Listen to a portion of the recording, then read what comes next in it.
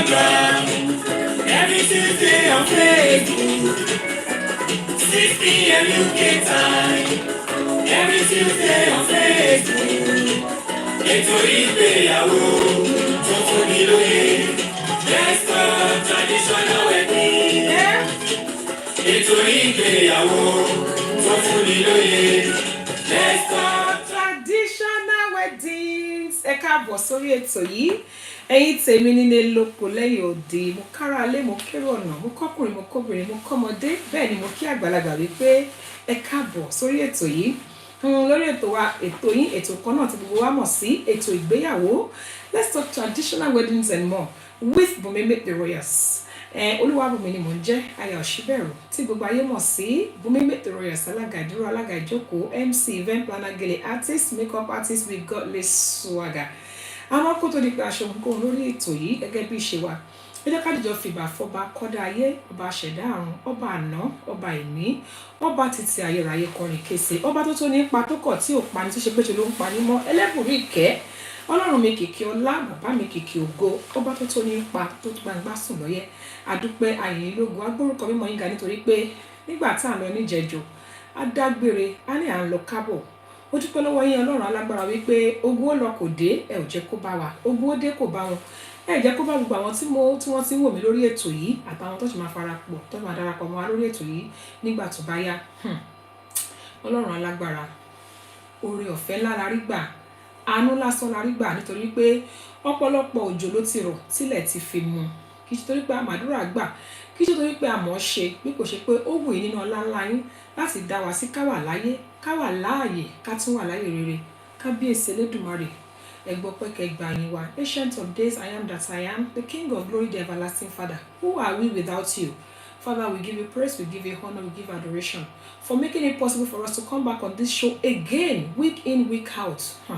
Kí ṣe gbẹ́ni tó dágbére lánàá ló padà délé ní wípé ẹ fún wa lórí ọ̀fẹ́ láti tún padà wá olú ẹgbọ́ pẹ́kẹ́ gba yín wa. Mo tún wá fẹ́ fàsìkò yìí náà, mo tún fẹ́ fi kí gbogbo àwọn tí wọ́n ti darapọ̀ mọ́ mi pátá lórí ètò yìí, àwọn tí wọ́n ti ń kí wa, tí wọ́n ti ń gbóríyìn fún wa, ẹ ṣé ẹ kú gbogbo gbà, ẹ ṣé tẹ̀jẹ̀ kọ̀rọ̀ wa kó sú yín. Kó tó di pé mo tún wá tẹ̀síwájú náà, màá tún fẹ́ dúpẹ́ lọ́wọ́ gbogbo àwọn tí wọ́n ṣagbátẹrù ètò yìí, pàápàá jùlọ iléeṣẹ́ Chorus Jewels and Laces, iléeṣẹ́ tó tún gbàgbá sọ̀rọ̀ yẹn níbi tí wọ́n ti ń taṣọ ìyàwó, tọmọ ìyàwó lẹ́fẹ́ ní tìyá ìyàwó, ti bàbá ìyàwó, ohunkóhun tẹ́ bá fẹ́ ní tí ẹ fẹ́ fi ṣayẹyẹ, fẹ́ ṣe ìyàwó ọmọ ni, abẹ́fẹ́ ṣòkú àgbà, abẹ́fẹ́ ṣòyè, abẹ́fẹ́ ṣọjọ́bí, ayẹyẹ ọjọ́bí, ẹ kàn sí iléeṣẹ́ Chorus Jewels and Laces. Wọ́n tún wá ní ẹ̀ka iléeṣẹ́ wọn kan gbòógì tí wọ́n ń pè ní Ready to Wear by Chorus Jewels and Laces. Ẹ ṣeun iléeṣẹ́ Chorus Jewels and Laces, iléeṣẹ́ yóò ní jóná, owó yín á máa wòkè. O tún fẹ́ dúpẹ́ náà lọ́wọ́ iléeṣẹ́ Lazel Fabrics all the way from Dallas, Texas. Iléeṣẹ́ Lazel Fabrics àwọn náà ń ta oríṣiríṣi aṣọ, kódà wọ́n ta 18 karat gold. Iléeṣẹ́ Lazel Fabrics, ẹ ṣeun, iléeṣẹ́ yóò ní jóná. Iléeṣẹ́ Royal Vogues, níbi tí wọ́n ti ń ta aṣọ tí wọ́n ti rán sílẹ̀ lóríṣiríṣi tó jẹ́ wípé tiẹ̀ nígbà tó ṣọ́wọ́ há mi ni, àbò fún mi, àbò tóbi, àbò kéré, ẹ kàn sí iléeṣẹ́ Royal Vogues. Ó wà lóríṣiríṣi, one size fits most ni wọ́n máa ń tà lórí iléeṣẹ́ wọn. Iléeṣẹ́ Royal Vogues, ẹ ṣeun. Iléeṣẹ́ Celebration International Magazine, ṣé fẹ́ polówó ọjà ni àbí ẹ̀yin tí ẹ fẹ́ gbé ayẹyẹ yín sórí afẹ́fẹ́, ẹ kàn sí iléeṣẹ́ Celebration International Magazine. Owó pọ́kú báyìí òun ni wọ́n gbà lọ́wọ́ yín. Iléeṣẹ́ Celebration International Magazine, ẹ ṣé ẹ kú gbogbo gbà. First Rate Global, wọ́n fi kalẹ̀ sí Ṣàgámù, gbogbo àwọn agbègbè wọn níbẹ̀ ni wọ́n ti lè bá yín kọ́lé, tí wọ́n ti lè bá yín ralẹ̀, kódà wọ́n ta block, àwọn block tẹ́ máa fi kọ́lé tọ́pọ̀ yín máa balẹ̀. Iléeṣẹ́ First Rate Global, ẹ kàn sí wọn. Tẹ́ bá wá wọn lórí ẹ̀rọ, gbogbo àwọn tí mo dárúkọ ẹ̀, tẹ́ bá wá wọn lórí ẹ̀rọ ayélujára tí ẹ ò bá rí wọn, ẹ kàn sí mi. I will give you their contact and I know you will thank me later. Lẹ́ẹ̀kan sí, mo dúpẹ́ lọ́gbọ̀n àwọn tí wọ́n ti darapọ̀ mọ́ wa. Ìjẹ́bọ Fọláṣadé Ìdòwú, ẹ ṣeun. Ẹ̀yin ará mi lórí Facebook, ẹ jẹ́ kí n máa gbóhùn yín. Ẹ̀yin tó rí Instagram, ẹ ṣeun ṣe kú gbogbo gbà. Mọ́mí Ayọ̀délé Ògúns, what can I do without you? This woman is always here supporting day, week in, week out. Kò tí ì sígbà náà tí wọ́n ní wá sórí ètò yìí. Mama wa, Mọ́mí Ayọ̀délé Ògúns, ẹ ṣeun, adúpẹ́ kú gbogbo gbà. The Signature Foods, thank you so much. Twins Consult alága, ẹ ṣeun. Ẹ kú gbogbo àwọn tẹ̀ tún bá wa yan Ọlọ́run lógo, wọn ní kábíyèsí Elédùmarè. Dapirufi, ẹ ṣeun tẹ́ darapọ̀ mọ́ wa. Bóyá wà lórí ètò tí mi ò lórúkọ. MC Monai, Táyọ̀ Tòkunbọ̀, Àmúrọ́lá Olúwa, thank you for joining. Ìwàlẹ́wà alága, King Net 666, alága tó posh. Kódà mi ò lè dárúkọ tán àwọn tó rí ẹ̀rọ YouTube náà, ẹ ṣeun ẹ kú gbogbo gbà. Please, I want to crave your indulgence as I always do every week. kò sí nǹkan méjì tí mo máa ń tọrọ ní gbogbo ìgbà jù wípé ẹ bá wa fi ètò yìí ránṣẹ́. When I say ẹ bá wa fi ètò yìí ránṣẹ́, nǹkan tí mo sọ ni wípé please share. Click on the share button. Ẹ bá wa fi ètò yìí ránṣẹ́ fún gbogbo àwọn tẹ́ mọ̀ pé wọ́n máa jàǹfààní ètò yìí. And also please, if you know anyone that would normally be on this show but for some reason they are not here today, remind them. But most importantly, help us to share the show. Kí làkòrí ètò wa lénìí? Ní bòkò lọ lérò nítorí pé ọ̀rọ̀ tá fẹ́ sọ lénìí pọ̀ gan-an ni. Ọ̀rọ̀ tá fẹ́ sọ lénìí ó pọ̀. Ó dẹ̀ máa da ní ká tètè ṣe ní kọ́mọ́. Kí la fẹ́ mú gbọ́ lénìí lórí ètò wa? Ìkan nínú àwọn bàbá wa tí kọ́lọ̀ nínú àkókò bàbá wa lọ́ra ẹ̀mí wọn, àti àwọn màmá wa kan tá ti lórí wọn lórí ètò yìí rí, Alájà Sàláwà Àbẹ̀ní, wọ́n sọ̀rọ̀ níjọ́ kan. Wọ́n ní agbére wa ká délùú òyìnbó fi jóra sẹ́ o. Àwèrè wákà tuntun tàgédé Sàláwà làkọ́kọ́ nínú ààrẹ oníwàkà ó tó kọ́kọ́ ra Amẹ́ríkà ẹni ayé ń fẹ́. Àwọn bàbá wa Kọ̀lí Àyìnlá náà sọ, wọ́n náà wọ́n gbére fújì lọ sílùú òyìnbó. Bàbá wa King Sunny Adé, àwọn náà sọ, wọ́n láwọn gbére orin yìí, àwọn gbé dé lóyìnbó. Láyé ìgbà wọn, tábàlẹ́ni tó wà lóyìnbó tó wá kọrin àbíkẹ́ tó wá ṣe irú iṣẹ́ táwa ń ṣe gẹ́gẹ́ bí iṣẹ́ alága yìí, ó máa ń jẹ́ nǹkan tó jẹ́ big deal pé ó gbé alága dé lóyìnbó. Kódà ayé ìgbà kan wọ́n máa sọ pé kò sáyé àpàlà ní London, ṣùgbọ́n láyé ìsìn àpàlà gan ti wà ní London lóríṣiríṣi. Àmọ́ síbẹ̀ ìbéèrè tá fẹ́ béèrè lénìí ni wípé ṣé nǹkan kan náà ni? Is it the same? Ìtàgbé wálé nìyẹn. Ṣé bó ṣe rí nílé, ṣé ó ṣeéṣe kó rí bẹ́ẹ̀ náà nílùú òyìnbó gẹ́gẹ́ bí alága?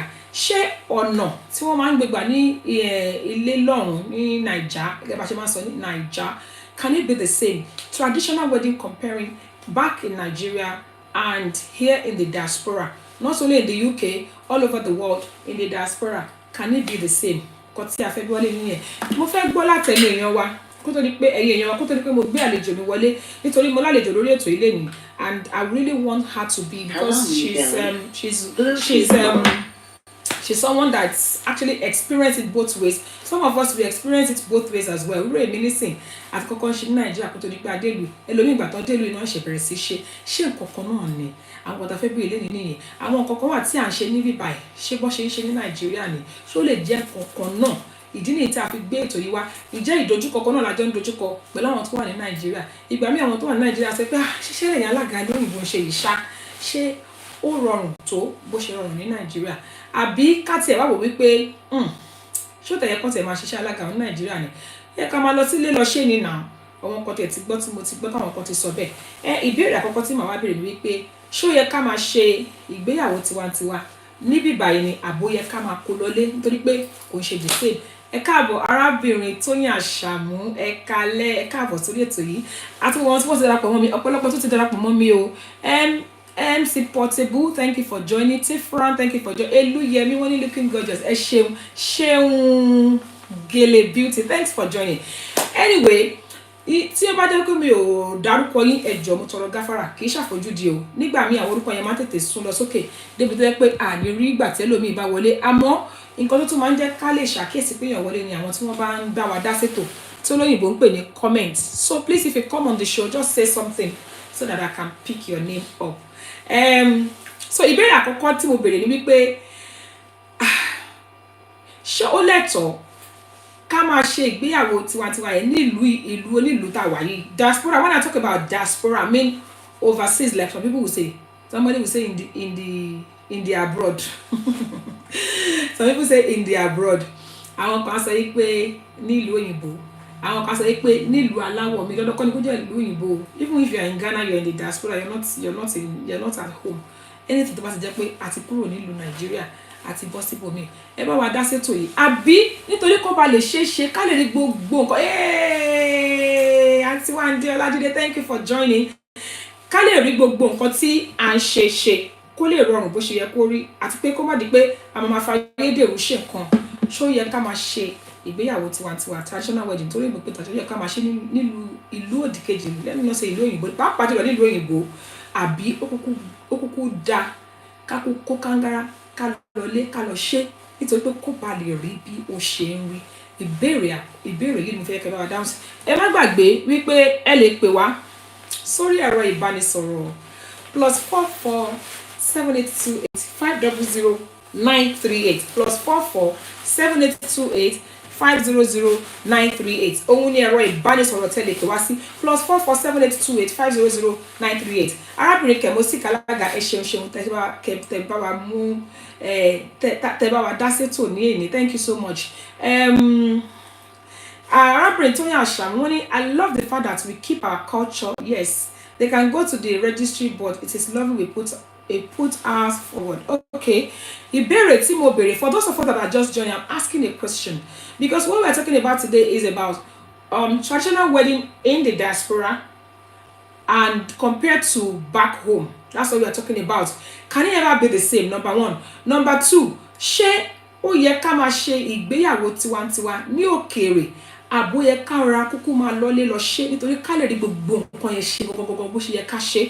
Ìbéèrè tá à ń béèrè lélẹ̀, ṣé ó yẹ ká máa ṣe nílùú òkèèrè? When I say in the diaspora, it could be where you are in Ghana, you are in Sierra Leone, you live in Gabon, you live in London, UK, you live in America, you live in Canada, wherever you may be. Tó ti yàtọ̀ sílé, ṣé ó yẹ ká máa ṣe ìgbéyàwó tiwantiwa mẹ́? Because èmi rántí back in the days o, tóyìn bá fẹ́ ṣe ìyàwó tiwantiwa, kò sí bọ́nà wọn ṣe lè jì tó, wọ́n máa ṣe kí ni?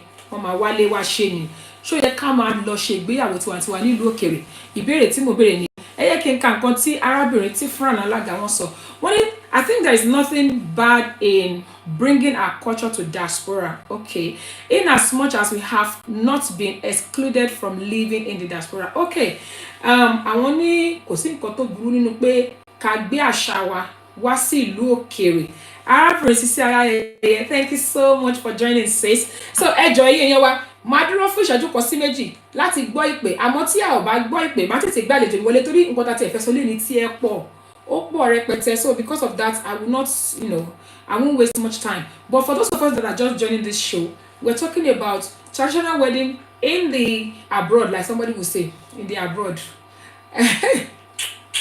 in the diaspora compared to back home. And we asked a question: are we supposed to be having our traditional wedding in the diaspora, or we're supposed to just take it back home to, so that we can do everything the way we should? Because back in the days, mo rántí pé láyé ìgbà yẹn, láyé ọjọ́ ọ̀hún, táwọn èèyàn fẹ́ ṣe ìgbéyàwó, kò sí ọjọ́ tí lè lò ní ìlú òyìnbó, wọ́n máa kó wá sílé ni, ilé náà máa ti wá ṣe. So please, if you want to say something, you can put your comments. I will read your comments. Or you can call me on +447828500938 +447828500938. Thank you, the blissful Alaga, Bidemi Alaga. Thanks so much for joining. Adiola OA, thanks for joining. So for those of us that are just joining, let me repeat the question. We're talking about traditional weddings in the diaspora compared to back home. Now we're asking a question, which you can put your comments, or you can call me on +447828500938. That's +447828500938. His Trophy of Grace on YouTube. Thank you so much. I asked a question. Ṣó yẹ ká máa ṣe ìgbéyàwó tiwantiwa lókèrè? Àbí ó yẹ ká máa kó wá sí ilé gẹ́gẹ́ bí ìṣe àti àṣà pé bó lè ṣe máa lọ máa ṣe ìgbéyàwó tiwantiwa, ìgbéyàwó ìbílẹ̀, bó lè ṣe máa lọ máa ṣe ní òkèèrè, nílùú òkèèrè? When I say ìlú òkèèrè, in the diaspora, àbí ó yẹ ká máa kó wálé ní ìkíní ìkejì ni wípé ìgbéyàwó tí wọ́n ṣe ní òkèèrè ṣó lè dàbí, can it be the same? Ṣó possible kó dàbí ìtàn ṣe nílé? One or two more responses, and I will bring in my guests. Nítorí mò ń wá àkókò. Arábìnrin Royayo, thank you so much for joining. Wọ́n ní it's not compulsory they come home to NAIJA if it's convenient to travel back. If it's convenient, sorry, I'm mixing the comment up. If it's convenient, no problem. The Yoruba said, ibi tí à ń gbé ní ilé. Ẹ ṣeun. Arábìnrin Wande Ọlájídé sọ wípé that was then. Now we are more enlightened. We don't need to travel back home if there's no need to travel. Ẹ ṣeun gan ni.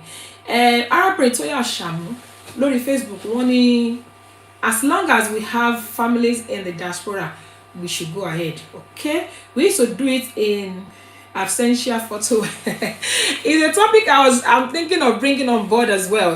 All this absentia weddings where they'll put the couples, maybe they can't travel for whatever reason, and they'll put the couple. That's a topic on its own, and I'm going to actually bring that back at some point.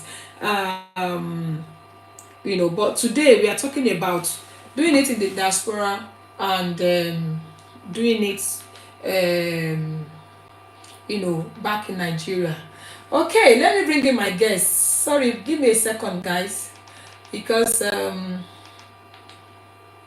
okay, let me bring in my guest because of time. Somebody is sending me a request on Facebook. I don't know who that is. Let me bring that person in quickly. Bọ́lá, okay, ẹ jẹ́ kí n sáré dẹ́nu lóhùn kó má dàbí pé torí mo ti fẹ́ gbàlejò mi wọlé, tí bá ti fẹ́ gbàlejò wọlé bẹ́ẹ̀ mi kì í fẹ́ gbàlejò ẹlòmíì. Hello. Kò tí àdùn wọn, sorry. Okay, please say if you can hear me. Alaga to Posh, please kindly send me a request. I don't know what's going on with the one on Facebook. It's not coming in. Arábìnrin Bọ́láńlé Owólabí Ajagunna. One is a very good topic, ma. Thank you. Yewande Alajide. One, yes, it can be the same, only that it depends how far the family intend to what's inside this cross, okay? How far the family intends to spend, okay? And what type of celebration they want. Okay. The blissful Alaga is saying it's not necessary that they travel home for the traditional wedding, as long as their family members are there. And some people also, they also do in absentia. Thank you so much. Okay, sis, if you can hear me, my guest, please send me a request to join this show. It's always easier when you send requests to me rather than me sending it to you, because sometimes I come hanging. If you can please send me a request to accept you to this show. I can't wait to have my guests, honestly. It's something I'm really excited and looking forward to. Thank you for that meaningful contribution, the blissful Alaga. Okay, let me bring in my guests, ladies and gentlemen. Àlejò mi lénìí, àlejò ńlá ni mi ń gbé bọ̀, honestly. Àlejò ńlá, I've accepted. Okay, it's coming. Hey, wait there. Wọ́n gbé dé àwọn ọ̀tá. Ẹ jẹ́ kọ́kọ́ forí gbàlejò mi wọlé náà. Ẹ̀yin tí ẹ fẹ́ mọ̀, you don't wanna know. Hey, cool and classy. Àlejò mi tí mi ń gbé bọ̀ is cool, classy and collected. I'm telling you. Okay. All right, let me just first of all bring my àlejò in with some nice music. Okay, now let's do this. And tí mo dẹ̀ gbé bọ̀ dẹ̀ like ìjókòó. Hey, get it. Irọ́ ni, I know you're not shy. Hey.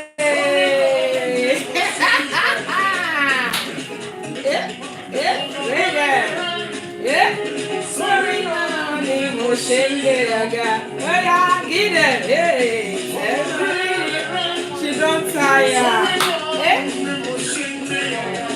She don't tire. Give them. Give them. Oh, love it. Hey, give them. Oh, yeah, I'm going to jẹ̀lẹ́ńkẹ́. Ẹ má stress. Ẹ kàn ra mo ní jẹ̀lẹ́ńkẹ́. Sorry, no, you must. Please, can you hear my song, everybody? Can you hear my music? Sorry, no, you must.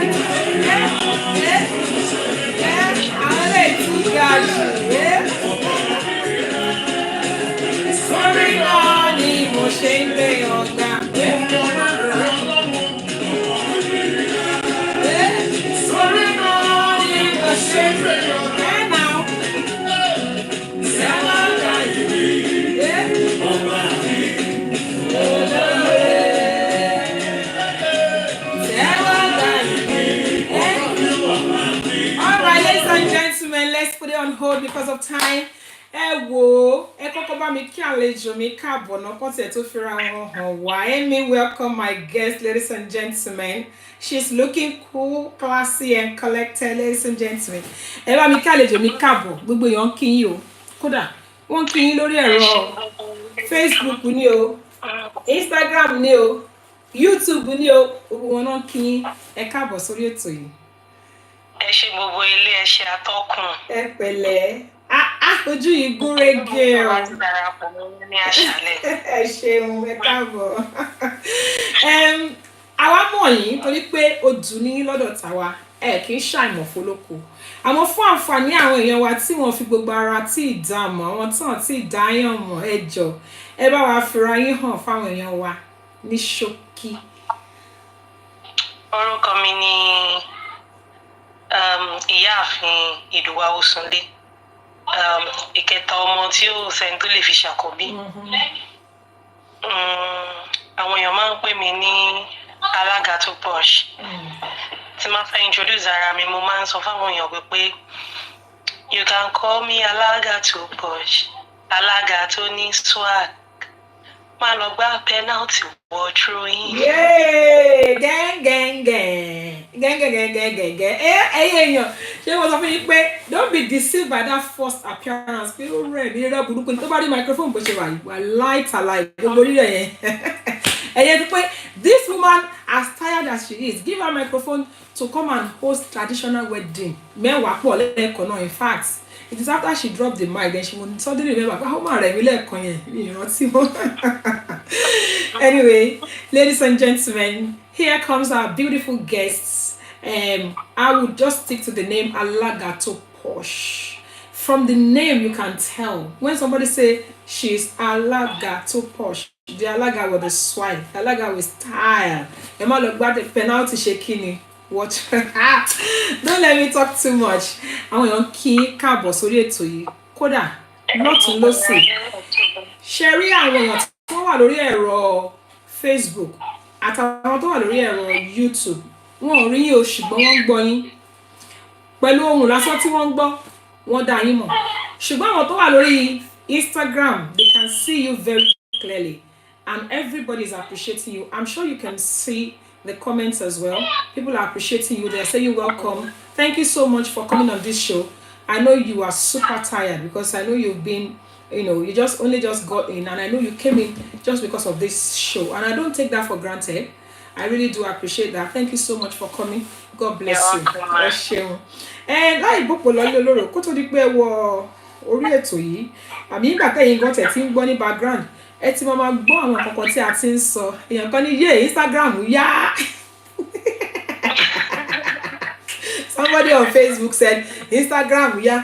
Ó ya emoji tó ti ń mérè bọ̀ lórí Instagram. The person said I'm going to go and join on Instagram so I can see the beautiful face. Yes, you should be on Instagram so you can see my guest. She's such a beautiful and amazingly gorgeous woman. So you should see her. Gẹ́gẹ́ bí mo ṣe ń sọ lọ kó tó di pé wọlé ètò yà tí ń sọ̀rọ̀ kan á sọ nípa bí àṣà ìgbéyàwó tiwantiwa ní ilé níbi tá ti ń bọ̀ àti ní òkèèrè èdè tó ń jẹ́ diaspora pàápàá jùlọ ní apá ibi táwa wà lókèèrè yìí tí wọ́n pè ní ìlú òyìnbó a mọ̀ pé diaspora oríṣiríṣi ẹni kúrò Nàìjíríà tó lọ Kútọ̀nù diaspora náà ni but ó tún yàtọ̀ síra wọn díẹ̀díẹ̀ so nítorí ìdí èyí màá fẹ́ kí ẹ jọ̀ọ́ ní ṣókí kí ẹ tẹ̀ kọ́kọ́ bá wa sọ fún àwọn èèyàn wípé ó tó ọdún wo tẹ̀ tí ń ṣe iṣẹ́ yìí how long lẹ fi ṣe nílùú tí ẹ ti ń bọ̀ lọ́hùn kó tó di pé àtúnbára yín àti pé which part of diaspora ṣé Kútọ̀nù la ti ń bá yín sọ̀rọ̀ ni ṣé Ghana ni ṣé ó yẹ ẹ bá wa sọ fáwọn èèyàn wa. Bí mo ṣe sọ ńgbà tí mo wọlé orúkọ mi ni Awósùnlé Ìdòwò Ìbọ́lá tí gbogbo èèyàn ń pè ní alága tó posh. Iṣẹ́ alága jẹ́ṣẹ́ tó rọ̀ mí lọ́rùn gidi ó dẹ̀ jẹ́ṣẹ́ tí mo nífẹ̀ẹ́ sí láti máa ṣe gidi ó tó dàbí iṣẹ́ tó yẹ pé ẹ̀mọ́ olálùkù ló ní ìpè tiẹ̀ ó jẹ́ iṣẹ́ tó yẹ pé bíbà tó yẹ pé Ọlọ́run kàn pè mí sí tó yẹ pé kàn rọ̀ mí lọ́rùn tán.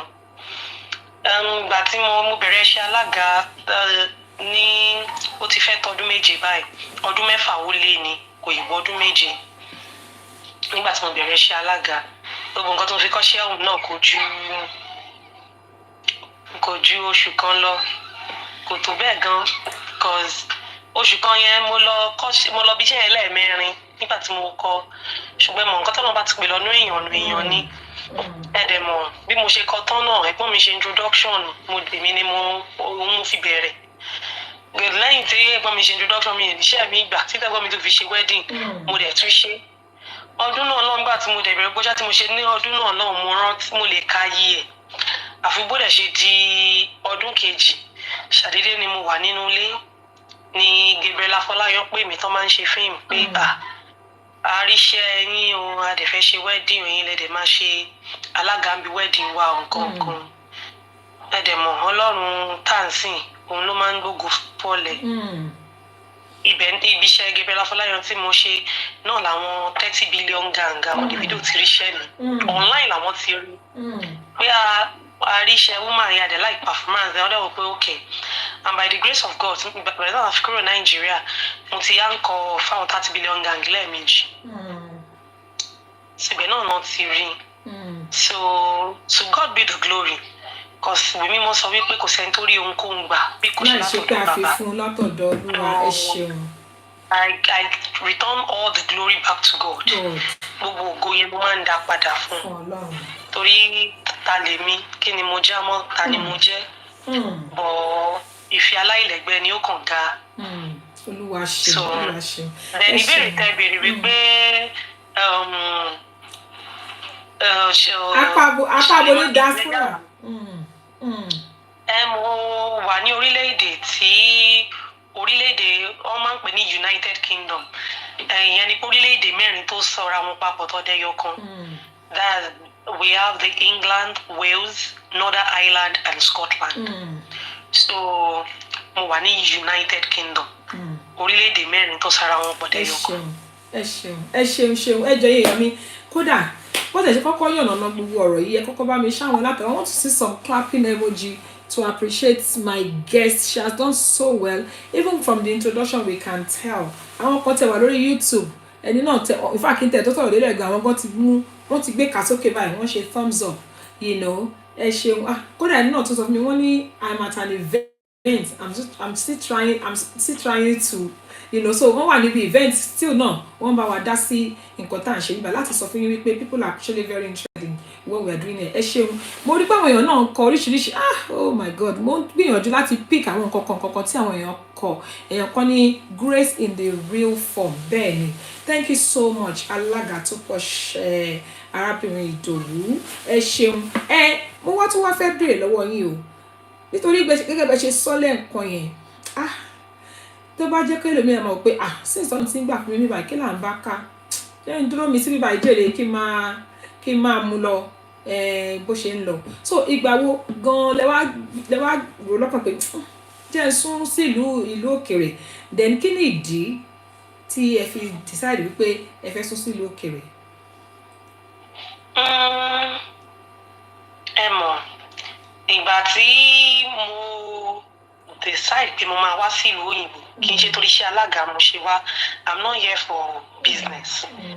Nǹkan tí mo ṣe wò pé mo fẹ́ wá sí ìlú òyìnbó ni wípé kò sígbà tí ó ti pẹ́ tí mo ti fẹ́ wá sí ìlú òyìnbó ìgbà tó ti pé mo ti ń ṣàbíamọ ni mo ti fẹ́ wá sí ìlú òyìnbó ìgbà tí mo lóyún alákọ̀ọ́bí mi mo gbìyànjú tí pé kí n bí sí ìlú òyìnbó mi ò Ọlọ́run gbà sẹ́ńtì náà gbà tí mo fẹ́ bẹ́lẹ̀ kejì Ọlọ́run gbà fún mi ṣùgbọ́n gbà tí mo lóyún ẹlẹ́ẹ̀kẹta mo bọ́lọ̀ ń dá májẹ̀mú mo dẹ̀ sọ fún mi mo ní eléyìí because it has always been my wish pé gbogbo àwọn ọmọ mi mọ̀ Nàìjíríà is not about your own achievement mo jẹ́ nìkan tó jẹ́ wípé tí mo bá di microphone nìkan ni mo máa ń fẹ́ sọ̀rọ̀ tí àwọn tó bá mọ̀ mí in person náà mọ̀ wípé tí mo bá dá wà àmọ́ mo máa ń like máa dá wà lórí ọwọ́ mi gan-an mo kàn máa ń like ṣáà dá wà mọ̀ káwọn kan wà báyìí pé let me just be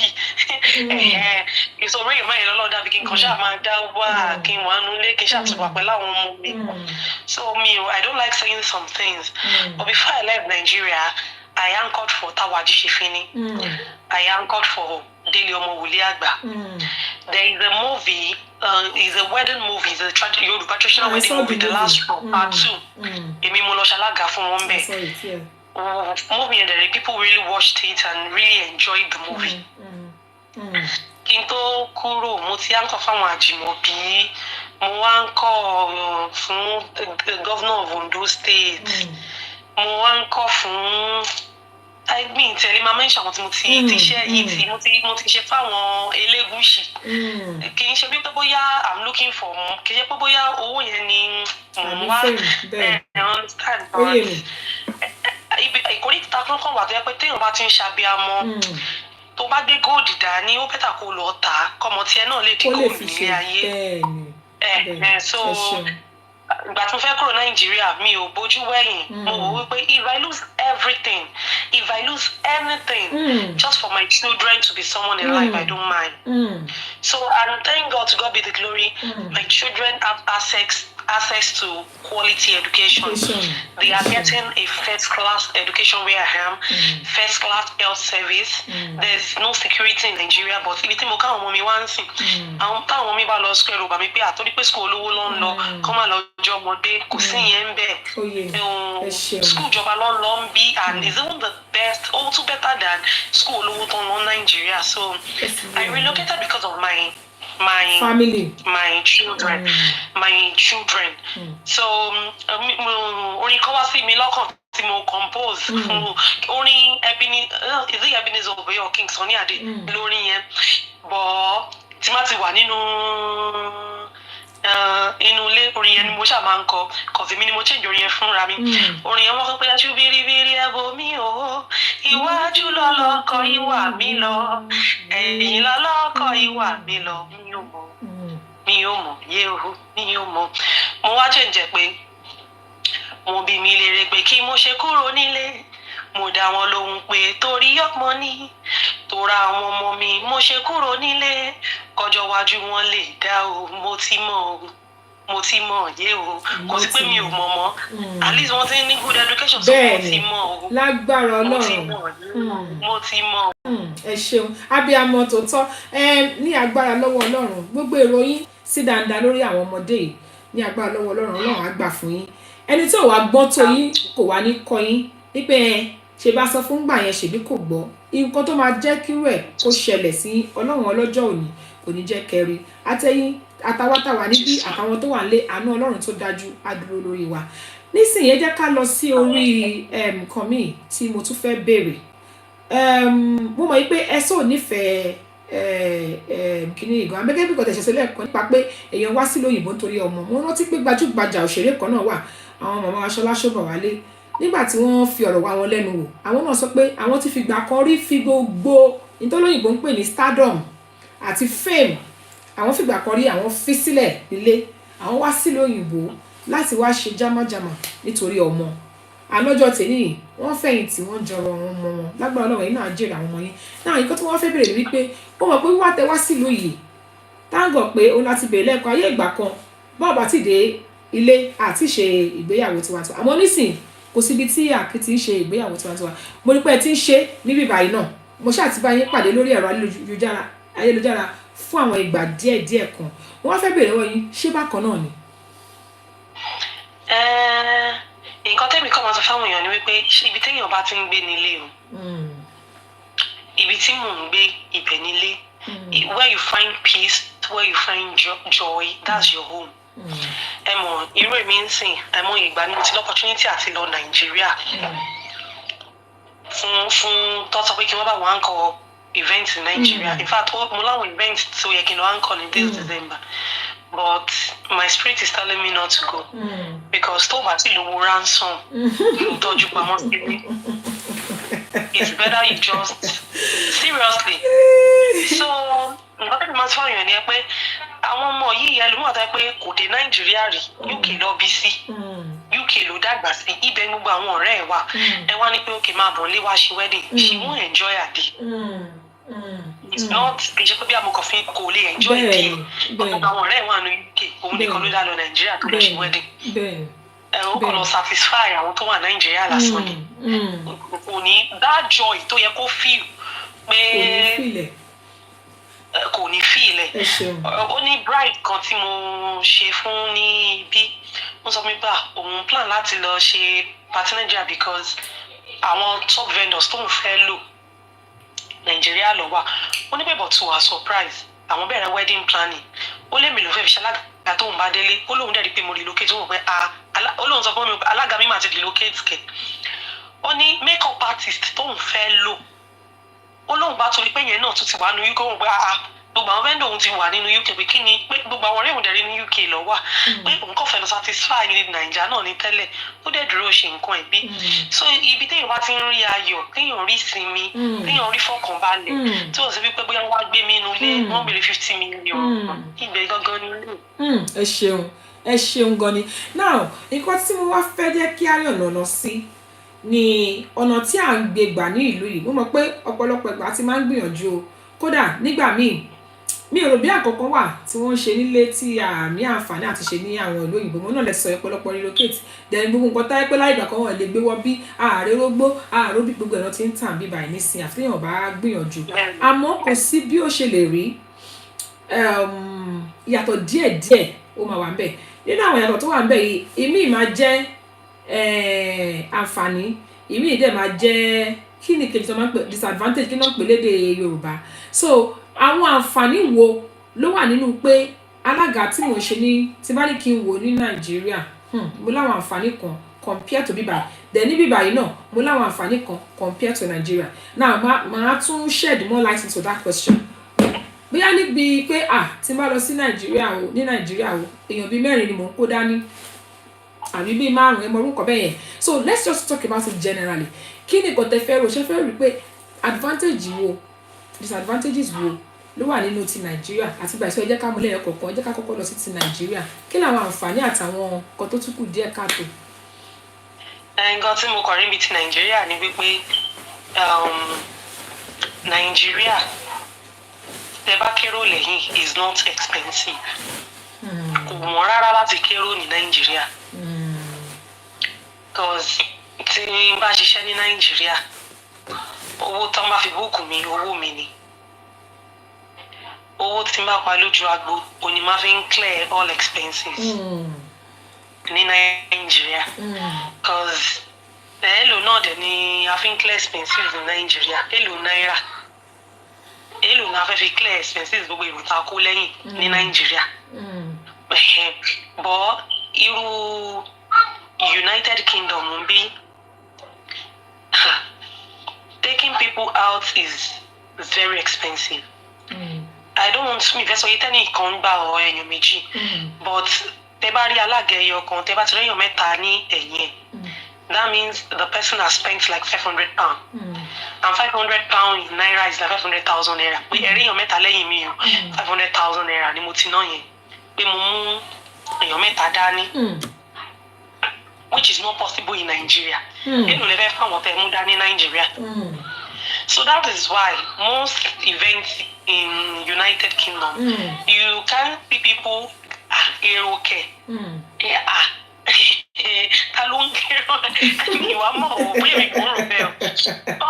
What I usually tell people in the UK ni wípé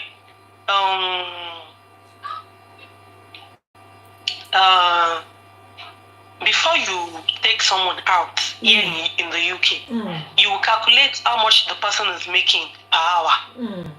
Okay, mo ní mo fẹ́ mọ lọ sí party tá mọ ìyàgò tó máa bẹ̀rẹ̀ mo ní mo pàdé mi ńbẹ̀ láàárọ̀ dè máa kúrò ńbẹ̀ lálẹ́ bóyá ẹni ẹlẹ́ni wí àṣẹ £13 £15 ló ṣe per hour mo wá dá dúró fún 10 hours is that no more £50. And one thing about business ni wípé èèyàn máa kọ́ calculate ẹ̀ pé okay tí má tẹ̀lé nìyí lọ will I be able to realize more than how much tí mo máa pa nínú máa ibi iṣẹ́ mi. So if I'm not making more, then I should make the exact money. So when you more baby she man ronú nìyẹn as a business person. Yeah. So now taking people out, pé mo wá ń kérò lọ ojú agbo. No. Kò lè work in UK. But ní Nigeria ó ń work. Because even in Nigeria, lómi gan sọ fún yín wípé wò ẹ má tẹ̀ sanwó. The fact that pé mo tiẹ̀ wà lójú agbóbi tẹ́ ti ń ṣiṣẹ́ lọ́wọ́ kí mo ṣàmúnú ara mi dùn mo jẹ́ everything wà okay máa padà sílé mi máa lọ sùn because they are not paying people per hour in Nigeria salary gbogbo wa ń gbà so yàtọ̀ tó wà bẹ́ẹ̀ nípa wọn kérò lẹ́yìn ní Nàìjíríà àti pé wọn kérò lẹ́yìn bí ni wọn kérò lẹ́yìn ní ìlú òyìnbó expensive ìjọ tí mo bá mú yàn mẹ́ta dání mo ti ná £500 £500 is £500,000 in Nigeria ìjọ tí mo bá mú yàn méjì dání èèyàn méjì dání mo ti ná roughly £400 and èèyàn méjì tẹ̀lé lẹ́yìn mi yẹn is expensive. People did that way. But téèyàn bá ṣì ń ronú ní náírà pé £500 tí mo ná lónìí £700,000 èèyàn á súnra kí pé ẹ wá ẹgbẹ́ iṣẹ́ mi nìkan gan òní iṣẹ́ mi ní lọ́wọ́. èèyàn kan tiẹ̀ ti ń dáhùn èèyàn kan dáhùn sórí ètò yìí alágàdẹ̀lẹ́ni náà arábìnrin Bukilicious Entertainment wọ́n ní 1 man battalion ní wá ní UK. wọ́n máa kọ́dé kò ọkọ yé mi bọ̀ kò sẹ́ni tó máa ń sọ fún yàn èèyàn máa understand tó bá ti ń di bí pé èèyàn ń sanwó star èèyàn máa understand. ẹ ṣe gan-an ni in fact ẹ ti yànnàná sí àárín yẹn in fact gẹ́gẹ́ bí nǹkan tí arábìnrin Bukilicious sọ tó ní 1 man battalion ní wá ní UK bíbá ọ̀pọ̀lọpọ̀ ìgbà ìwọ ni fúnra rẹ ló máa kọrin ìwọ ló máa gbérin ní ó lè ti tákọ̀lẹ̀ fún ara wa ṣe ní kálùlù even àwọn nílùú tẹ̀wọ́n wá gan nílùú ìyàtọ̀ wà tó nílùú bá mess up ní Nàìjíríà ó lè kí fún wọn kó discipline wọn nígbà you can't talk to people anyhow you know àwọn fúnra wọn ọ̀gá ni wọ́n láyé ara wọn so it makes a lot of difference. èmi ti ríyàn tó wá ṣiṣẹ́ láti Nàìjíríà tó ń bi mí pé báwo ni alága yìí ṣe wá tí ò múyàn dání mo ní òun náà kọ́ ni ò fẹ́ múyàn dání èèyàn tó máa mú dání gan ni kò wà available àbí káwọn tó tẹ̀fẹ́ mú dání gan kọ́ máa béèrè ju iye tí wọ́n gbọ́ fún ara ẹ̀ tó gbà so ìyàtọ̀ ó wà ń bẹ̀ gédégédé. nígbà míì ẹ̀wẹ̀ àwọn nǹkan míì tí mo tún fi kó tún yàtọ̀ lórí ọ̀rọ̀ iṣẹ́ Nàìjíríà àti iṣẹ́ bíbáyìí ní àwọn oníbàárà sọ oníbàárà kí ni nǹkan tí ẹ rí tó yàtọ̀ àbí tó jọra wọn nínú the difference between I don't mind if you can speak English because some people are watching that are non-Yoruba speakers. The difference and I mean what should I say? How should I say it? What's the difference between relating to clients Nigerian wise compared to in the diaspora from your experience for someone that has experienced both, you know? So what can you tell us? Kí lẹ lè sọ fún wa nípa bó ṣe rí láàrin bá ṣe ń bó níbàárà ṣe pọ̀ àti àwa tá wà nílùú òkèèrè nígbà táwọn tó wà àti tó wà ní Nàìjíríà ìbáṣepọ̀ tó wà láàrin oníbàárà àti alága. Nǹkan tí mo kọ̀ rí ni wípé oníbàárà púpọ̀ nínú wọn kàn mọ̀ pé traditional wedding wọn mọ nǹkan tá à ń ṣe ń bẹ̀ òye kò yẹ lómii ìjìnlẹ̀ délẹ̀délẹ̀ so tán bá wá tán béèrè ìgbà míì wá tó yẹ pé Nàìjíríà ẹ̀ ní láti ṣe máa ṣàlàyé ní ẹ̀ṣẹ̀ máa ṣàlàyé fún wọn báyìí ni lẹ́yìn tá a bá ṣe léyìn wọn báyìí ló gbúdọ̀ ṣẹlẹ̀ ìdí tá a ṣe ń ṣe léyìí torí pàṣà wa fẹ́ báyìí torí pé nǹkan báyìí làṣà wa sọ tọ̀hún làṣà wa wí so nǹkan tẹ̀mí rí pé ó jẹ́ ìyàtọ̀ nìyẹn then when it comes to negotiation nǹkan tẹ̀mí kọ́ dúnàdúrà nǹkan tẹ̀mí kọ́ nípa dúnàdúrà ni wípé when you own a brand. Nǹkan tẹ́mi believe tí mo gbàgbọ́ nínú ẹ̀ láti ilé náà nìyẹn pé olólùfẹ́ ọjà tó ń tà olólùfẹ́ ẹ̀ ni kò lè fowó ẹ̀ síta tó bá ń tì torí pé kí oníbàárà kó má fowó ẹ̀ síta tó wá ń tarẹ́ ẹ lọ́pọ̀ oníbàárà ni wọ́n là tún sọ fẹ́ lómi pé iye báyìí ló gbà. So nǹkan tẹ́mi kọ́ máa ń sọ náà ni pé olólùfẹ́ ọjà mi olólùfẹ́ òwúlẹ̀ nífẹ̀ẹ́ mi ní olóbi kankan so iye tí n máa gbà ni mo máa gbà tó bá máa bá mi ra ọjà mi wàá bá mi rà tó bá dẹ̀ ní bá mi rà. tó ọlọ́run agbóníbàárà wa bẹ́ẹ̀ ni ẹ ṣeun. ọlọ́run agbóníbàárà mi wà. ẹ ṣeun arákùnrin Jídé Gold wọ́n ní wọ́n ní fact ọ̀pọ̀lọpọ̀ wà lórí ètò yìí o ẹnìkan tẹ̀ ṣáyé látọwọ́ fún nǹkan tó ń sìn wọ́n ní well said says there's a lot of people on the show. I'm sorry if I've not been mentioning, I've not been reading comments. It's because I'm so engrossed with what my ẹnìkan ní the drummers are our bosses here. ẹ gbọ́ irú àjọṣepọ̀ wo ló wà láàrin ẹ̀yà tó nílù nílé compare to bíbáyìí àti wípé bí onílù mélòó lèèyàn lè kó dání ní bíbáyìí compare to ilé. ìgbà tí ó depend lórí iye tí oníbàárà bá sùn. èmi gbogbo iṣẹ́ tí mo ti ń lọ jùjù bí èmi ò mú jẹyọ kan lọ. bọ̀ máa ti ń sọ fún oníbàárà mi pé tẹ bá fẹ́ oníyàálù iye báyìí lówó yìí máa ní láti jẹ torí oníyàálù ní ìlú yìí. ó ní iye tó bá dé.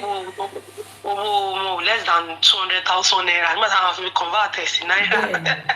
ó dà nígbà tẹ wà lé ńkọ́ bí mélòó lẹ máa ń mú dání onílù ó kéré jù mélòó.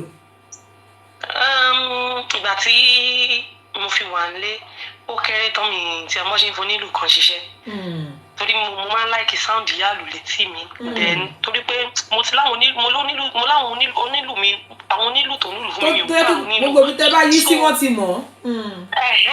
so sound ìlú wọn gan ó ti wà nínú brain mi tẹ́ pé tí má dẹ̀ ti sọ fún ẹ̀mọ̀ onílù mi torí pé àwọn onílù mi máa gbé mi sókè ó ti mọ̀ pé ó máa gbé mi ṣàbáyé tàn pátápátá. ibi ìbàyí èmi fúnra mi mò ń gbéra mi ṣàbáyé.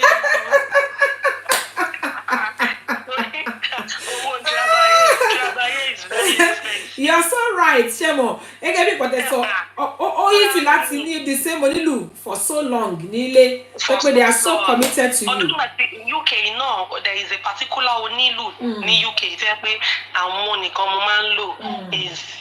I think I'm getting used to him, the way Toshi máa ń lò fún mi.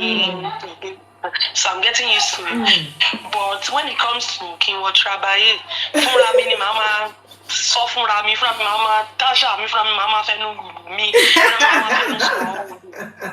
ọmọ láwọn fídíòs kan lórí fún mi tó jẹ́ wípé onílù yẹn ò lu nǹkan tí mò ń sọ. nǹkan tẹ́mi fẹ́ nǹkan tó wà nínú mẹ́mórì mi tí mo fẹ́ tí brain mi sọ mi pé nǹkan tó yẹ kí ó jáde lẹ́yìn tí mo gbé orin yẹn ìwọ lè bí máa fẹnu sọ jáde.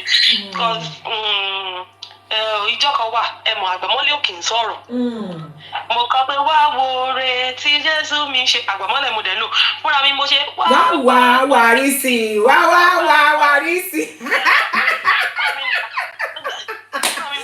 Àwọn ọ̀rẹ́ tí bàbá ṣe oh my goodness. tọ́nà wàrí mi mo rán pẹ̀lú mi ṣe kàn tẹ́rí ẹ bá fẹ́ kí ìlú sọ yẹn fún yín ó wà extremely expensive. Bẹ́ẹ̀ni. Èmi dẹ̀rẹ̀ mo like example tẹ site yẹn nítorí pé mi ní kúrò fún yín nígbà míì tí n bá ń wo àwọn iṣẹ́ tẹ máa ń ṣe nílé nígbà míì even àwọn tẹ̀yìn ti ṣe sẹ́yìn àti àwọn tí àwọn tilé máa ń wò gbà mí mo máa ń sọ fún àwọn tọ́jọ́ ọ̀rẹ́ mi tájọ wà nínú industry tó jẹ́ pé a ní rapport mo sọ fún Jídé Gold mo ní Jídé Gold you have to in fact ó yẹ kó san owó fún onílù yìí mọ bónílù yẹn ṣe ń lùlù ló ń gbérin ló ń ṣe gbogbo ẹ gbogbo wọn ṣà ń ṣe papọ̀ náà ń ṣe so kò sí ni ó máa dàbí pé èèyàn mọ̀ ṣe ju béèyàn ṣe mọ̀ ṣe lọ ni àmọ́ tó bá débi tó jẹ́ wípé onílù gan kí ló gba wá àrísí tó sọ gbọ́dọ̀ pé kí ló ń wà àrísí gbó ló wà àrísí sí onílù ní gan adá orin mọ́ ẹ lẹ́nu ni ó ṣe ń kọrin lọ ó ti pàlù mọ́ ẹ lẹ́nu because the difference is definitely clear. So to me those are challenges, those are challenges. But having said that, wọ́n ní kò lè burú títí kó máa kú ibìkan tí ọmọ ti rí àyè ọpẹ́. Àwọn ọ̀nà wo lẹ lè rí tó fi jẹ́ pé bó tẹ̀ ju ọ̀nà kan ó yẹ ká rí àǹfààní kan tẹ́ máa wọ̀ pé nílò òyìnbó yìí ó dẹ̀ tún bẹ́tà ju tilé lọ. Ǹjẹ́ a rí irú nǹkan bẹ́ẹ̀ yẹn àtọ̀? Torí látẹ̀kọ̀ àwọn nǹkan tó fẹ́ kù díẹ̀ tákàtó la lé ẹ́fàsì lé lórí àwọn àǹfààní wo ló wà? And all expense paid trip. àǹfààní kan náà nìyẹn. Ìgbà tó yí mo lọ ṣiṣẹ́ ní Spain tí mo lọ ṣiṣẹ́ ní Italy, it was all expense paid. Agun plane ọ̀fẹ́ débẹ̀ ni, hotel ọ̀fẹ́ ni, vacation ọ̀fẹ́ ni. So it's part of the àǹfààní. Nǹkan tá lè pè láǹfààní náà nìyẹn pé mo ṣáà ń tọ́ Europe. Wọ́n á gbé mi wọ Italy ọ̀fẹ́ ni, ẹ gbé mi lọ Spain ọ̀fẹ́ ni, bẹ́ẹ̀ fẹ́ gbé mi lọ Dublin lọ́la ọ̀tẹ̀ ọ̀fẹ́ ni, bẹ́ẹ̀ ni máa wọ Amẹ́ríkà ọ̀fẹ́ ló bá dé, all expense paid trip ni. Then tẹ́yìn ògbà dẹ̀ ní parọ́, when you compare how much the alagas are making in the UK, when you compare it to how much the Nigerian-based alaga are making, then you will know that the UK alaga are making more. Because of exchange rates. The exchange rate, yeah. Because it's very easy for you working in the UK to make $1 million in a day. It's just a job. You can make $1 million. You're right. Now, talking about $1 million, sis. Yeah, sorry to cut you short. Talking about $1 million. Now, owó Èkó nígbà míì tá bá ní ká wò Èkó ló ń gbé. Èkó ló tún wá ń gbé. Nítorí ọmọ wẹ́wẹ́wẹ́ lẹ kó dání yẹn, child care per child lẹ máa san, per hour lẹ máa san fún ọmọ kọ̀ọ̀kan tí ẹ̀ bá rẹ̀ tó jára lé tó lè bá yín wò. So káṣá ni wípé we have to balance it. Balance it, because your bills in a month in the UK, if you are paying, let me say £2,000, you know what I'm going to say, will be £2,000 no shoot. That's £2 million. And it's every month. Òyìnbó dẹ̀ kí n gbọ́ pé ìyá bá mi kọ́ fún Nàìjíríà. Ìjọ tẹ bá máa ń san owó yín kò gbúdọ̀ dín. Ó lè dín ní o tó yẹ pé on the 5 lè máa ń san èdè sanwó ní London wọn nu. Kò gbúdọ̀ èdè sanwó ìwé. Gbúdọ̀ má ṣàìsàn. Ẹ ṣeun. So and child care and everything is extremely expensive. Wow. So gbogbo owó tẹ̀ ń pa náà, they are getting their money back. Yeah. Owó Èkó ló ń gbé. Ẹnìkan tí ẹ̀ ń dáhùn lórí ẹ̀rọ Facebook wọ́n ní another advantage is that we are keeping our traditional marriage and culture customs. We are keeping it. We are like custodians of culture, to be honest. Bringing it from Nigeria to the diaspora, we have our challenges that we face here, but also we should be very proud of the fact that we still continue to spread the awareness of our culture and our tradition. Pardon me. So that's part of the advantage. And obviously now let's talk about the stardom, because I was going to mention that about the stardom, because to me you did mention a lot of famous people that have used your service back in Nigeria. So back in Nigeria, you're probably going on the street and somebody saying, Gato Posh, oh, that's the Alaga that I see on there, she was on this, she was on, that's the woman that I saw on Kola Falayo, and that's the one I saw. So there's a stardom back in Nigeria. And when it comes to stardom, there's an advantage to it and there's a disadvantage to it. It's only whether we want to believe it or not. Most of us that are Alagas, we all are celebrities in our own right, whether we want to believe it. Even here, you go and host a wedding that is about 500 guests, everybody can see you, but you can't see most people. So definitely people will know you. So how do you manage stardom in Nigeria and here? Do you get that kind of, probably even some preferential treatments? Maybe you go into eat and somebody just suddenly say, Madam, don't worry, I've paid for you because I saw you on Afalion's show. I saw you on this. Do you enjoy that here? Is it the same here? The kind of respect that you command being a star Alaga back in Nigeria, do you enjoy the same here? One thing about United Kingdom is everybody is a star in their own way. But I've been in the bus. I was in the bus, and someone just shouted, and yes, I'm posh guy. And the funniest part of it,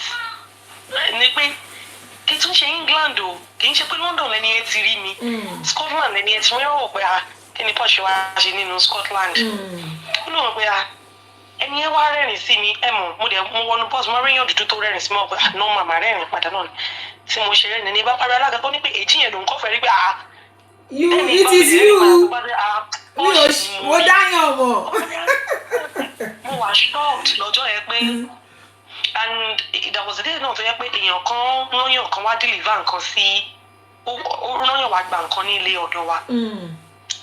ẹni yẹn ṣe dé ó ní wípé pé àpòdè wájú èèyàn kan tí òun mọ̀ mo wá ní pé alẹ́ ní tẹ́ ẹ mọ̀ ó wá ní pé pé bọ̀ ẹni yìí bóun ṣì wo update lánàá gbáyé mo ṣe dé UK ni ó lóun ṣì rí update ẹni lánàá pé Nàìjíríà ni ẹni yẹn wà mo ní ta ni ó ní ṣe alága lẹni yẹn ń ṣe pé alága tó pọ̀ ṣe wọ́n wá smart àwọn àlè mi ni kò bí ó ní láéláé ó ní kò ń ṣe ẹ̀yìn sẹ́mọ́nà ó ní ṣèbí péjì ń rè Nàìjíríà lẹ ṣe ọmọ yẹn ó ní ṣèbí mo lè post pé mo wà Nàìjíríà náà mi ì sí Nàìjíríà pé UK mo wà mo ti wà ní pé mi ni but personally ṣe pé mo sọ fún yín níbẹ̀rẹ̀ tó pé mo láì kí n máa wà lórí owó ara tí n bá ń ṣiṣẹ́ lọ́wọ́ nìkan ni mo máa láì kí n sọ̀rọ̀. Àbáyé. But láti bá wà especially when I'm a family person. Yeah. So especially when I'm with my family, I don't like relating with people like that. I just like relating with my children and my husband and I'm fulfilled. So even the fact that me, my long time ago, I think I'm okay because it's even the kind of life that I love. You love. It's not pride though. It's not pride. Ọlọ́run kan ṣe dáwọ́ olúkálukú ọ̀tọ̀ọ̀tọ̀ ni. Mo kọ́ ṣe máa láì kí n wà pẹ̀lú àwọn ọmọ mi, kí n kàn wá nulẹ̀, kí n má bọ́ ta, kí n wà pẹ̀lú ọkọ mi. Bí mo kàn ṣe láì kí n live life mi. Ẹ ṣeun gidi gan ni. A lot of people are actually saying a lot of things, which unfortunately there are quite a few comments which I'm struggling to catch up with. Unfortunately, that's one thing I don't like about Instagram Live. Once you finish, you can't see all these comments. I would have loved to respond to everybody. Please, Emma Binupe, because usually I always try to read comments as I go along, but I'm looking at the time and the time is fast spent. Yeah, I think people were responding to the money conversion that we were talking about earlier. They're not really making more because the money, the value we're spending it here as well. Not really, it is because you are converting it. That's true. And then you don't convert, it doesn't work like that. Yeah, that's what everybody's talking about. And there's a lot of people that have said a lot of things here as well. Unfortunately, I can't really go through them one after the other. Majority of people that are talking are alagas here. Some are here in the diaspora. Some are here. Some are back home. And I really appreciate everybody's comments. Instagram, Facebook, and YouTube. I'm able to, take control of the comments. But today, I think I got really engrossed in the conversation that's me here. Comments. So I do apologize for those that are putting comments down. And obviously, you've done so perfectly well today. I love what you said about the fact that Eto Igbeyawo. Sometimes I feel sorry for people that are like people from Akindele and Co. When everybody knows you, but you don't know them. So the enthusiasm they are bringing to you is the enthusiasm. Mo mọ ẹni yìí. Meanwhile, ẹni yóò mọ̀ ẹ́. O sí bó ṣe lè rí. Tó bá máa reaction yóò lè dàbí ìwọ tó mọ̀. You know them out there, but they don't know you. So sometimes it could be an advantage, sometimes it could be a disadvantage. And a lot of people take it for granted. Irú èmi sìn, mo lè kí èèyàn kí èèyàn kí n kúrú tú ara mo ṣe wá kí ìrántí mi mo kàn lo sense ni. Sometimes some people will say auntie rántí mi kàn kí mi ni. Because we meet a lot of people and I hope people will sincerely understand that is where we find ourselves. I've had some people take offense that kí ló ń ṣe gan adẹ̀ kí ó dẹ̀ ń ṣe abẹ́ ṣe bí alága ṣe bá máa ń rí dáadáa. So those are the things that really make me feel sorry for big names like Toya Imaku and all of those. And I'm like, but whatever we can do, we will do. And obviously from the small relationship that I have with you, I can tell that you're a very reserved person. But when they see you out there in action, money after microphone, she's just on her own. And people don't understand. I hope people will understand and take that on board. It doesn't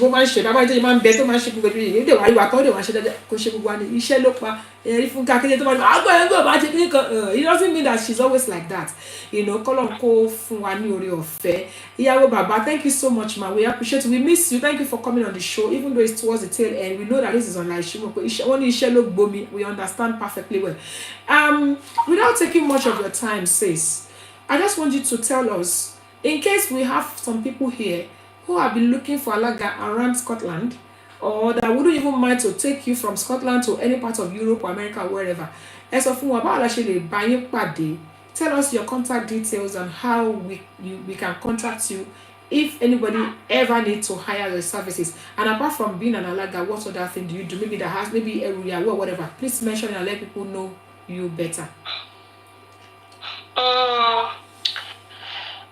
Ibi méjì ni mò ń gbé, cause England mo ti ń ṣiṣẹ́, ìyẹn ní London. So weekends I'm always in England. Till ọ̀sẹ̀ bá ti fẹ́ parí bí abi Thursday to Sunday, I'm always in England. But weekdays, máa lọ dúró táwọn ọmọ mi ní Scotland. Ọkọ mi ò ń ṣiṣẹ́ weekend. So màá ṣe ń ṣọ́fù ẹ̀ nìyẹn. Mo ń gbé ní England, mo ń gbé ní Scotland. So it's not really necessary kó jẹ́ pé Scotland ẹ̀ ní ti fẹ́ ṣe wedding. Even if it's England, I'm always available. And orí ẹ̀rọ ayélujára táwọn èèyàn ń pè ní Instagram, because Instagram kò ní Yorùbá. So you can just send me a DM, send me a DM. I'm very weak with Facebook. I don't know. So Instagram is the best place. Yeah, you chat me on Facebook. I might not reply till next year. It's not pride, but I'm very weak when it comes to Facebook. Yeah. I'm not a Facebook person. Yeah. But DM I can assure you people who let it go. Yeah. I mean, if you want to contact her name is Alagato Posh on Instagram. And on Facebook, but I just made it clear. I mean, no, not really 100% when it comes to Facebook. I may not be, but it's a lot easier for me on Instagram. Send her a DM, meaning direct message. And in case you now look for her, say, you didn't spell the name of the name right or something, contact me. I have her details. I have her phone number. I have her Instagram account. I will give it to you. And trust me, I will lead you directly until you see her. I will make sure that happens. So please, ladies and gentlemen, help me to appreciate this amazing woman. She was actually traveling for the past how many hours, and then she only just got home. I don't even know how she managed to do her face, still able to put gele. I'm sure the last thing she wanted to do when she gets home was to kind of come but she just did this to honor us on this show. And I want to let you know that we don't take that for granted. I super duper appreciate you. Thanks so much for coming. I'm going to you one boring if you want to pay away. Mi fẹ́ máa dárúkọ, mo ti rí gbogbo àwọn ọ̀rẹ́ mi tó ń join, Alan Event, Atokele, Tinu, all my customers in Nigeria. I can see everybody online. But Jide Gold, Alaga, I can see everybody. Yes. I saw someone as well, Bookylicious. Entertainment. Thank you, ma. I saw everybody, but Ayodele Ogun's mommy Goma, but me like Madaruko, cause Madaruko Amoko, I wanted Daruko more, Madabi Bati, Kamosi, 3 Miche will Daruko. I saw Bidemi as well, Bidemi Alaga, Yeminis just joined, Yeminis Alaga. I saw everybody, I saw everyone. I'm so honored. I'm so grateful. Thank you very much. One thing I don't like to do is speaking in English. It's not my language. It's just a learning language. I think when you know Igbo by you, so I must say Igbo. I'm an illiterate. I think when you know Igbo, I must say Igbo. After you know more way, motivate Igbo too. Igbo don't get me more shit.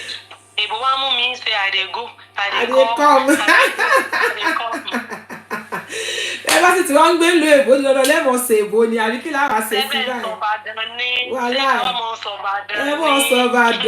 Ìbàdàn wọn ti bí Ìbàdàn wọn ti tọ̀. Ẹ̀yin tèmi ń bàdàn wàhálà ṣéwà pé èrè yín ni ṣéwà fojú kọmọnáìsì yín ni ṣéwà fojú pẹ̀lẹ́ ni ìṣòlẹ̀kẹ̀ ṣéwà rí yín ni gbogbo yín mo mọ̀ wá rí.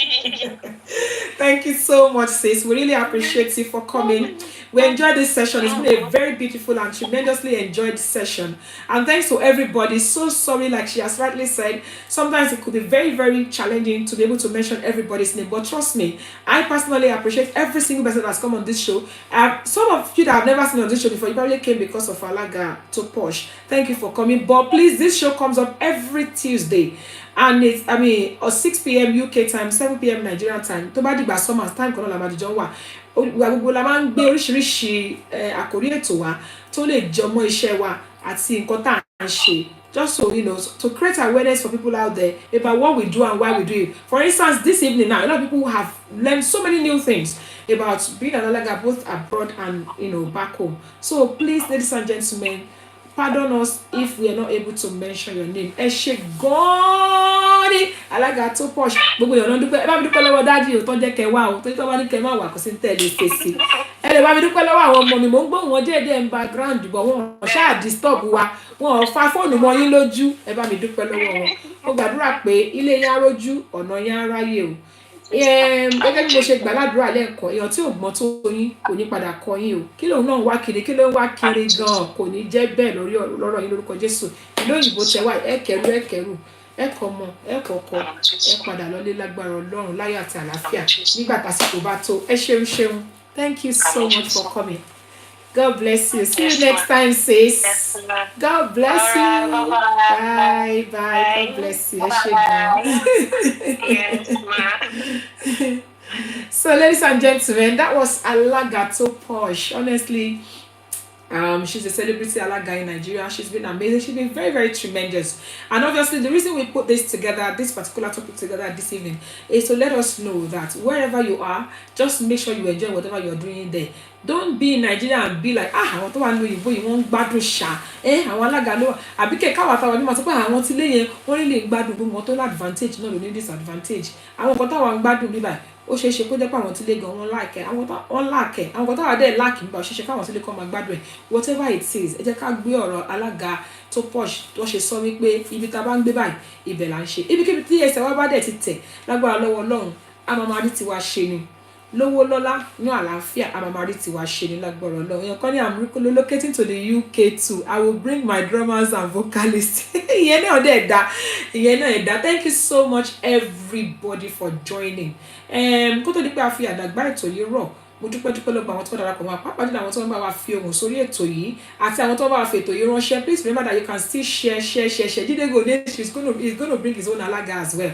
Thank you ever so much everybody. If I didn't mention your name, gẹ́gẹ́ bí nǹkan Alaga tó Posh sọ kì í ṣe pé tàfojú di o bí ojú ti fò ní àbí nítorí àkókò. Ẹ ṣeun. Ẹ̀yin ní màá bá lágbára lọ́wọ́ mi náà ní màá wá. Ó tún ti di àtìkò láti fi àdàgbà ètò yìí rọ̀ síbì kan lọ́sẹ̀ tó ń bọ̀ lágbára lọ́wọ́ Ọlọ́run. Mo ń gbà ní àdúrà wípé lílọ ni mo tún ti ń lọ yìí. Nígbà tí bá máa fi dé lọ́sẹ̀ tó ń bọ̀ lágbára Ọlọ́run, ayọ̀, ìdùnnú àti àlàáfíà tí mo fi yín sí òun náà ni mo padà wá bá yín. Ogun ó lọ kò dé kò ní bá èmi Olúwabùnmi aya Òṣìbẹ̀rù. Ogun ó dé kò bá wọn kò ní bá gbogbo yín. Ẹ̀yin ní màá bá, èmi ní màá wá.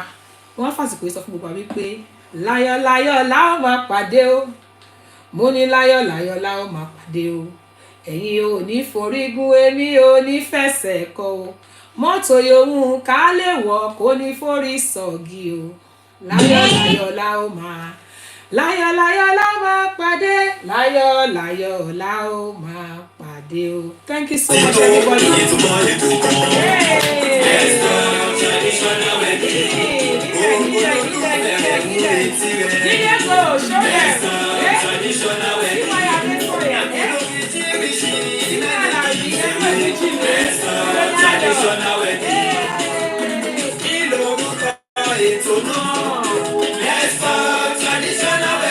Eto Igbeyawo tó tọ́ni lọ́gbọ́n.